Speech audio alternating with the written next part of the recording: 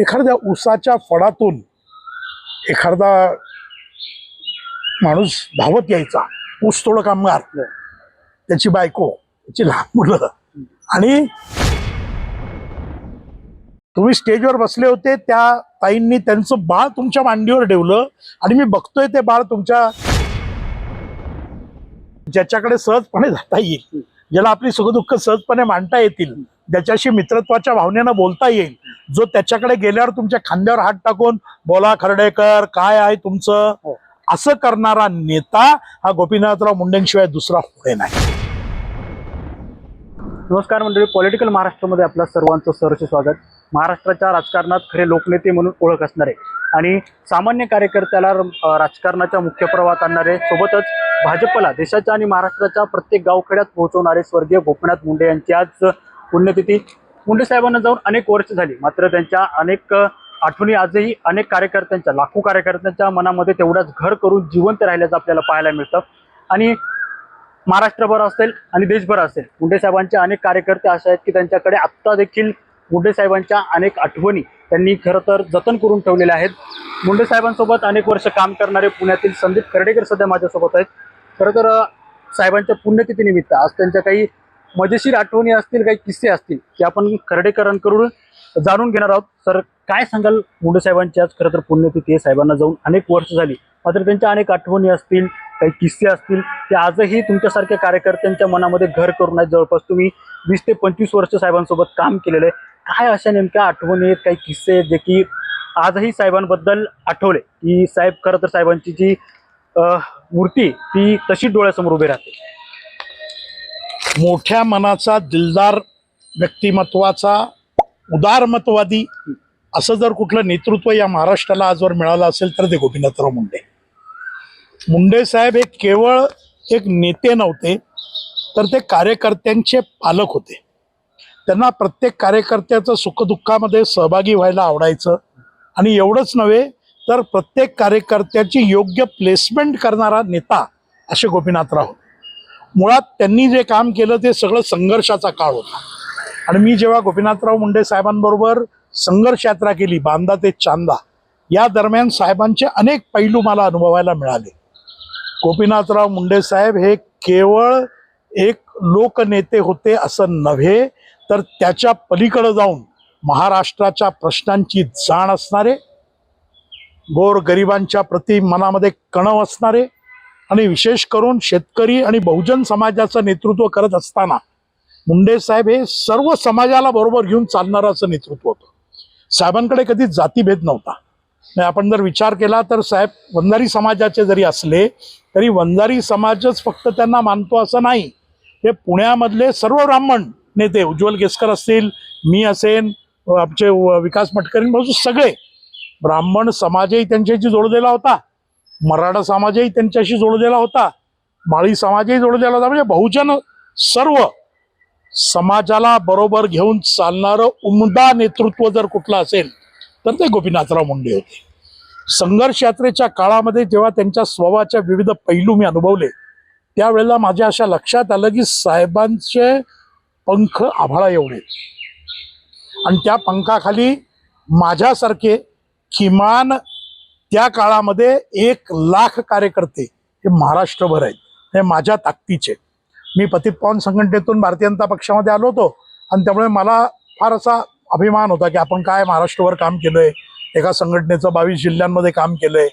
पण मुंडे साहेबांकडची माणसं बघितली, मुंडे साहेबांच्या बरोबरच्या लोकांचं कार्य बघितलं, आणि माझा अहम गळाला. मला जे वाटत होतं त्यापेक्षा खूप प्रचंड कर्तृत्व करणारी माणसं ही साहेबांना देव मानत होती. मी आपल्याला सांगतो की संघर्ष यात्रेमध्ये अशा एखाद्या ऊसाच्या फडातून एखादा माणूस धावत यायचा, ऊस तोड कामगार, त्याची बायको, त्याची लहान मुलं, आणि त्याच्या हातामध्ये अक्षरशः 4 किंवा 5 झेंडू असलेला हार असायचा. तो हार साहेबांच्या गळ्यात घालण्याची तडफड, साहेबांवरचं प्रेम हे त्या माणसाच्या त्याच्या देहबोलीतून व्यक्त व्हायचं. आणि लोक खूप साहेबांच्या जवळजवळ असायची. मी लोकांना लांब करायचो. साहेबांनी एक दिवशी रात्री मला जेव्हा आमची बैठक संपली, सभा संपली आणि मग खोलीमध्ये साहेबांनी मला बोलवलं, आम्हाला बोलून सांगितलं की बेटा, ही गोरगरीब माणसं माझ्यावर प्रेम करतात, यांना कधी ढकलायचं नाही, यांना माझ्यावर फोटो काढायचा आहे तो काढू द्यायचा. म्हटलं साहेब तसं नाही, तुम्ही स्टेजवर बसले होते, त्या ताईंनी त्यांचं बाळ तुमच्या मांडीवर ठेवलं आणि मी बघतोय ते बाळ तुमच्या देहावर लघुशंका करतंय, म्हणून मी थोडंसं त्याला बाजूला गेलं. अरे बेटा, त्या माऊलीला काय माहिती, त्या बाळाला काय माहिती की मी कोणाच्या मांडीवर बसलो आहे, आणि माझा फोटो ते देवाप्रमाणे घरात लावतात, माझी पूजा करतात. अशा माणसांना साठी तर मी आहे. माझं नेतृत्व जे आहे ते अशाच लोकांसाठी आहे. आमच्या पिढीनं खऱ्या अर्थानं 3च लोकनेते अनुभवले. एक हिंदुहृदय सम्राट बाळासाहेब ठाकरे, दुसरे शरदचंद्रजी पवार आणि तिसरे गोपीनाथराव मुंडे. पण या तिघांमध्येही लोकांना ॲक्सेसेबल, म्हणजे ज्याच्याकडे सहजपणे जाता येईल, ज्याला आपली सुखदुःख सहजपणे मांडता येतील, ज्याच्याशी मित्रत्वाच्या भावनेनं बोलता येईल, जो त्याच्याकडे गेल्यावर तुमच्या खांद्यावर हात टाकून बोला खर्डेकर काय आहे तुमचं, असं करणारा नेता हा गोपीनाथराव मुंडेंशिवाय दुसरा पुढे नाही. मी आपल्याला सांगतो की जेव्हा संघर्ष यात्रेच्या दरम्यान लोकांचे मला फोन यायचे की अहो सभेला किती उशीर झालाय, 6ची सभा होती, 8 साडेआठ झाले, अजून साहेबांचा पत्ता नाही. पण साहेब म्हणायचे तू शांत राहा, मला समजतं ते उशिरा का जायचे याच्या मागे पण कारण होतं की ते शेवटच्या माणसाला भेटल्याशिवाय जायचे नाही. त्या ठिकाणी असणाऱ्या 1 माणसाची भेट घेणार, त्याचं म्हणणं ऐकणार आणि मगच ते पुढच्या सभेला जाणार.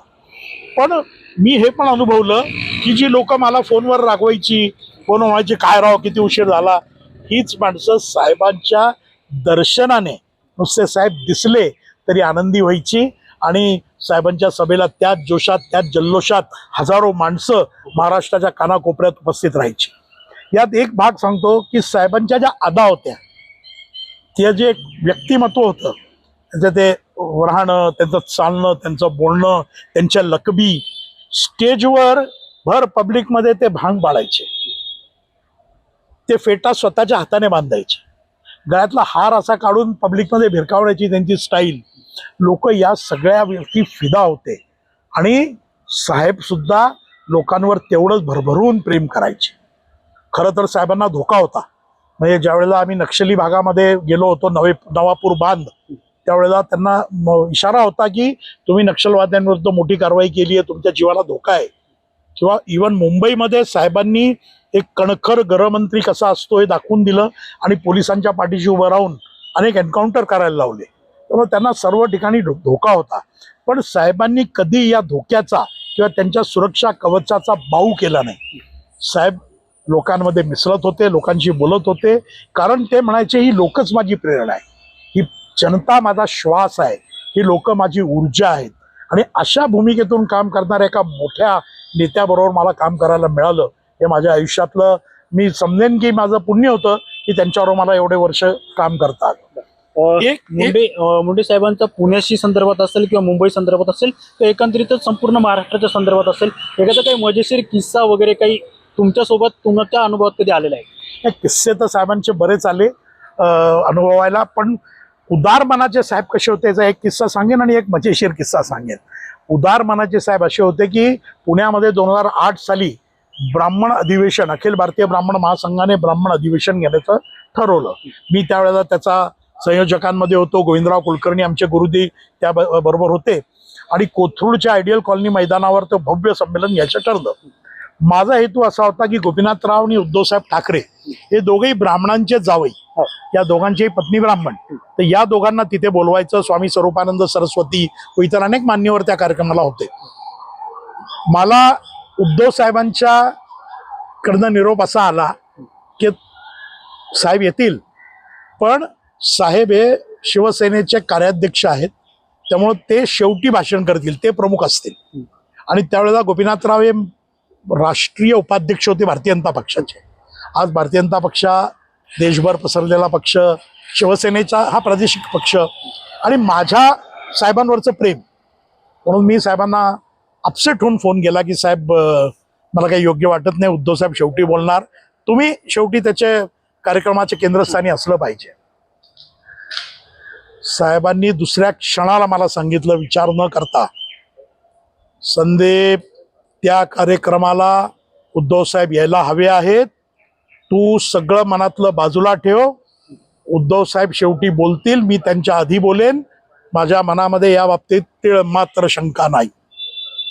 मला असं वाटतं की आजच्या काळामध्ये इतक्या मोठ्या मनाचा नेता की जो स्पर्धक असतील किंवा कोणी महायुतीमध्ये तर साहेब बाळासाहेब ठाकरेंना प्रचंड मानायचे, त्यांनी प्रमोदजी ऑब्व्हियसली, पण अशा कार्यक्रमांमध्ये सुद्धा कुठेही सार्वजनिक कार्यक्रमामध्ये इगो न करता जाणारा नेता, राजकीय हा मतभेद खरा बाजूला नेता. ठेवतो. राजकीय सगळं बाजूला ठेवायचे. त्यांचे मित्र आहे विलासराव देशमुखांपासून सगळे, सर्वांशी त्यांची उत्तम मैत्री होती आणि सर्वांच्या बरोबर ते संवाद साधायचे, सुसंवाद साधायचे. म्हणजे साहेबांच्या 61च्या कार्यक्रमाला तर आपल्याला आठवत असेल, सर्व पक्षांची मांदियाळी होती आणि एकमेकांच्या टोप्या उडवत हसत खेळत जो कार्यक्रम झालाय षण्मुखानंदला, मला वाटतं त्याची बरोबरी होऊ शकत नाही. गमतीशीर किस्से बरेच आहेत, पण ते संयुक्तिक होईल का नाही सांगता येत नाही. पण मी आपल्याला सांगतो की जेव्हा पु ल देशपांडेंच्या पत्नीचं निधन झालं त्यावेळेला त्यांच्या घरी जायचं, आपण लगेचच वैकुंठात जायचं असं आमचं ठरलं.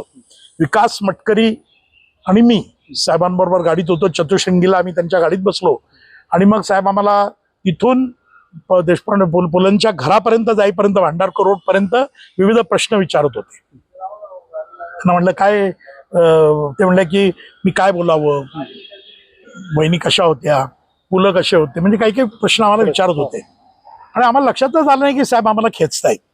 आम्ही आपले प्रामाणिकपणे उत्तर देत होतो आणि तिथं घरी गेलो तोपर्यंत त्यांचं अंत्यविधीला वैकुंठात आणलेलं होतं, म्हणून धावत पळत आम्ही सगळे वैकुंठात आलो.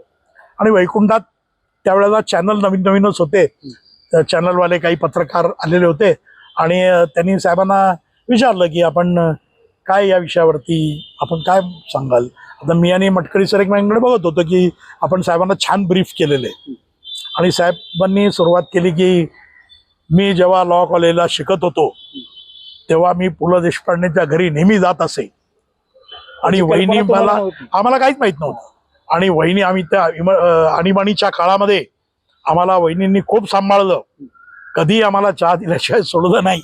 अशा आठवणी त्यांनी ज्या सांगितल्या तेव्हा आमच्या लक्षात आलं की मुंडे साहेब आमचे खेचत होते आणि साहेबांचे आणि त्यांचे आधीपासून स्नेहाचे संबंध होते. हेच साहेब एखाद्या लहान मुलासारखे मनानं निर्मळ होते.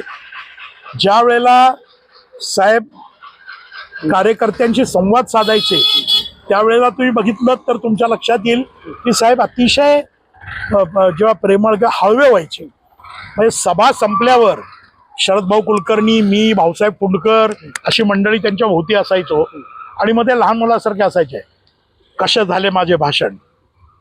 म्हणजे त्यांना त्या कौतुकाची एक ओढ होती आणि कुटुंब वत्सलता इतकी होती की प्रत्येक रात्री ते घरी फोन करायचे, त्यांचा पंकुताई कशी आहे, लहान मुलगी आमची ते कशी आहे, सगळ्यांची म्हणजे प्रीतमताईची माहिती घ्यायचे, येशू म्हणजे यशश्री सगळ्या धाकटी मुली तिची माहिती घ्यायचे. धनंजयवर त्यांचं खूप प्रेम होतं, धनंजय मुंडे साहेबांवर त्यांचं खूप प्रेम होतं आणि ते मला बोलून दाखवायचे. पण नंतरच्या काळामध्ये काही परिस्थिती अशी आली की साहेबांनी मग पंकजाताईंना त्यांचा वारस सेमला आणि ते दिल्लीला गेले. दिल्लीला गेल्यानंतर 26 मेला मला साहेबांचा आलेला फोन हा मी आयुष्यात विसरू शकत नाही.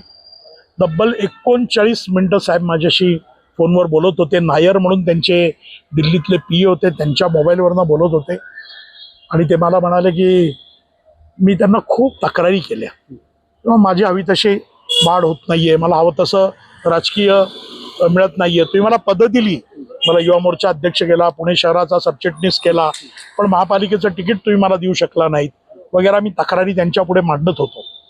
पंचश्रीला पण तुम्ही फक्त शिक्षण मंडळावरती सदस्यपद दिलं, खरं आमची कॅपॅसिटी बघता आम्हाला तुम्ही चांगलं पद द्यायला पाहिजे, अशा मी खूप गाऱ्हाणी करत होतो. मला मनातलं साचलेलं 15 वर्षाचं त्यांच्यासमोर बोलत होतो. त्यावेळेला मुंडे साहेब मला म्हणाले की बेटा, you are in my heart, तू चिंता करू नकोस, आता आपले चांगले दिवस आलेले आहेत. मी जरी केंद्रात मंत्री असलो तरी मी लवकरच महाराष्ट्रात परत येणार आहे ग्रामविकास मंत्री होते साहेब. 1,35,000 कोटीचं बजेट आहे आणि आपल्याला महाराष्ट्रात पुन्हा एकदा गावोगावी फिरून लोकांच्या समस्या समजून घेऊन देवानं दिलेल्या संधीचं आपल्याला मोठं सोनं करायचं आहे आणि गोरगरिबांसाठी शेतकऱ्यांसाठी या राज्यामध्ये काम करायचं आहे. मी 5 तारखेला पुण्यामध्ये येणार आहे मुक्ता टिळकांच्या कार्यक्रमाला आणि त्यावेळेला मी तुझ्या घरी जेवायला येईन, तुझी सगळी नाराजी दूर करेन. आणि दुर्दैवानं 3 तारखेची सकाळ जी उजाडली ती साहेबांच्या निधनाची बातमी घेऊन, आणि मला असं वाटतं की माझ्यासारख्या हजार भारतीय जनता पक्षाच्या कार्यकर्त्यांवरती दुःखाचा डोंगर कोसळला. ती पोकळी आजही भरून निघालेली नाही. संघर्षाच्या काळामध्ये गोपीनाथरावांनी जो महाराष्ट्र उभा केला, जी भारतीय जनता पार्टी उभी केली, आज त्यामुळे या महाराष्ट्रामध्ये आपण चांगल्या अर्थानं देवाभाऊनी तो वारसा पुढे नेलाय. आणि देवेंद्रजी हे ज्यांना मुख्य म्हणजे प्रदेशाध्यक्ष करण्यामध्ये मुंडे साहेबांचा मोठा वाटा होता, त्या प्रसंगाचा पण मी साक्षीदार आहे. अजय संचेती हे देवाभाऊंना घेऊन घरी आले होते आणि देवाभाऊंना घेऊन जेव्हा ते मुंडे साहेबांच्या घरी आले त्यावेळेला हा सगळा विषय त्या ठिकाणी मोठ्या प्रमाणावरती चर्चेला गेला. आणि त्याच दिवशी अविनाश भोसलेंच्या इथल्या हेलिकॉप्टरच्या हेलिपॅडवर मुंडे साहेबांनी मला, पंकजाताईंना आणि माधुरीताई मिसाळांना जवळ बोलवून सांगितलं, हे तुमचे नवीन प्रदेशाध्यक्ष. आणि तिथून देवेंद्रजी आणि आम्ही सगळे एकनाथराव खडसेंच्या मुलाच्या लग्नाचं जेवायला हयातला गेलो. अशी सगळ्या साहेबांच्या कहाण्या, साहेबांचे किस्से यांनी माझं सगळं भरलंय. पण संघर्ष यात्री मुंडे साहेबांसारखा होणे नाही. लढा देणारा, सर्व प्रश्नांवर रस्त्यावर उतरणारा आणि त्या काळामध्ये शरद पवारांसारख्या उत्तुंग नेतृत्वाला अंगावर घेणारा, मुंबईमध्ये दाऊद इब्राहिम पासून सगळ्या गुन्हेगारांना अंगावर घेणारा, नक्षलवाद्यांच्या विरुद्ध मोहीम करणारा आणि त्याच वेळेला हळवा, अशा सगळ्याचं संमिश्रण असलेला नेता पुन्हा होणे नाही. मुंडे साहेबांच्या आजच्या या पुण्यतिथीनिमित्त त्यांच्या आठवणी सांगत असताना मला एवढंच वाटतं की आज साहेब हवे होते. साहेब आज आपल्यामध्ये असते तर महाराष्ट्राचं चित्र वेगळं झालं असतं आणि त्या मोठ्या नेतृत्वाची गरज या राज्याला जी आज उणीव भासतीये ती कुठंतरी भरली गेली असती. तुम्ही आत्ता जसं म्हणालात की साहेब आज हवे असते, त्याचप्रमाणे शिवसेना ठाकरे गटाचे आमदार अंबादास दानवे यांनी सकाळी आज एक पोस्ट केले. त्या पोस्टमध्ये त्यांनी सुद्धा हेच म्हणले की आज साहेब हवे होते, कारण की साहेब गेल्यानंतर म्हणजे तेव्हाची भाजपा असेल आणि आत्ताची भाजपा असेल या दोन्हीमध्ये बराच फरक आहे. कारण की मागच्या अनेक दिवसांपासून पक्षफुटीचं जे राजकारण असेल किंवा नेते पळवणं असेल किंवा सत्तेचा आलेला अहंकार हा भाजपमध्ये, आत्ताच्या भाजपमध्ये असलेला पाहायला मिळतो. पण जेव्हा मुंडे साहेब हयात होते तेव्हाची भाजप वेगळी होती, असं त्यांनी आज सकाळी एका पोस्टद्वारे म्हटलं. नाही, मुंडे साहेब असताना मुळात त्या काळामध्ये सत्ताच नव्हती. फक्त एकदाच सत्ता मिळाली 95 ते 99 त्या दरम्यान मुंडे साहेब उपमुख्यमंत्री होते. पण त्यानंतर आम्हाला सत्तेनं सातत्यानं राज्यामध्ये हुलकावणी दिली. ते डायरेक्ट थेट 2014 मध्येच आम्ही पुन्हा सत्तेवर येऊ शकलो. त्यामुळे मला असं वाटतं की सत्ता नसताना आणि सत्ता असताना याच्यामध्ये खूप फरक असतो. शेवटी भारतीय जनता पक्ष हा सुद्धा वाढला पाहिजे ही भूमिका आज आमची आहे. आणि पक्ष वाढत असताना स्वाभाविकपणे त्या वेळेला जे जे निर्णय घ्यावे लागतात ते भारतीय जनता पक्षाच्या नेतृत्वाने घेतले. आणि आज मी असं म्हणेन की अंबादास दानवे साहेबांनी या गोष्टीचा विचार केला पाहिजे की उद्धव साहेबांनी जर जो पाठीत खंजीर खुपसला तो खुपसला नसता, त्या एका राज्याच्या मुख्यमंत्री होण्याच्या महत्वाकांक्षेनं त्यांनी जर त्यावेळेला गद्दारी केली नसती तर कदाचित आज चित्र वेगळं असतं. आज शिवसेना आणि भारतीय जनता पक्ष देवाभाऊंच्या नेतृत्वाखाली महाराष्ट्रात एकत्र राहून राज्याचा चांगल्या पद्धतीने विकास करू शकले असते. ती जी भर होती ती बाळासाहेब ठाकरेंच्या, हिंदुहृदय सम्राट बाळासाहेब ठाकरे ज्यांच्या प्रति आमच्या मनामध्ये आजही प्रचंड आदर आहे. बाळासाहेब असते तर गोष्ट वेगळी झाली असती, पण बाळासाहेब नसणं आणि गोपीनाथराव नसणं याचा जो परिणाम आहे तो आपण आज सगळेजण मिळून बघतो आहे. पण एकनाथराव शिंदेंनी अतिशय चांगल्या पद्धतीनं हे विचार सगळे जोपासले आणि हिंदुहृदय सम्राट शिवसेना प्रमुख बाळासाहेब ठाकरे यांच्या आदर्शानुसार ते वाटचाल करतायत, ते पुन्हा हिंदुत्वाच्या मूळ प्रवाहामध्ये आले आणि त्यांनी भारतीय जनता पक्षाबरोबर जी काही सत्ता आता स्थापन केली आहे, त्यामुळे मला असं वाटतं की शिवसेना ही अजूनही तशीच आहे, तीच जिवंत आहे.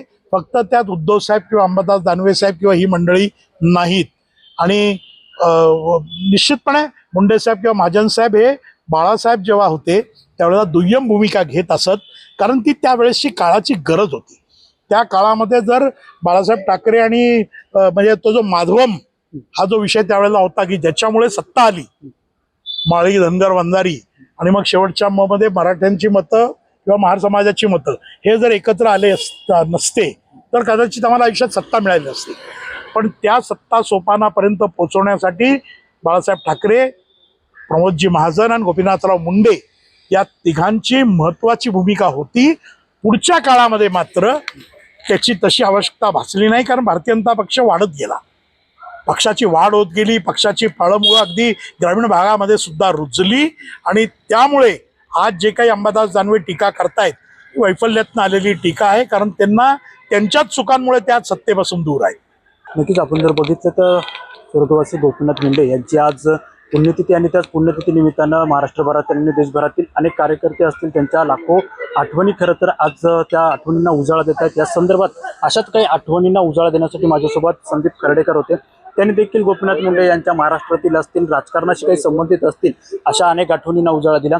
मात्र या आठवणींना उजाळा देत असतानाच आज शिवसेनेचे आमदार, शिवसेना ठाकरे गटाचे आमदार अंबादास दानवे यांनी एक पोस्ट केली होती आणि त्याच पोस्टच्या माध्यमातून त्यांनी भाजपच्या आजच्या राजकारणावर टीका केली होती. मात्र ही टीका खरं तर वैफल्यातून झालेली असल्यामुळे आता सत्तेपासून दूर असलेल्या शिवसेना ठाकरे गटाला खरं तर सत्तेची चुणूक लागली, त्यांना सत्तेची गरज असल्याचा आरोप आता यावेळी संदीप खर्डेकर यांनी केलेला पाहायला मिळतो. किरण शेरकर, पॉलिटिकल महाराष्ट्र, पुणे.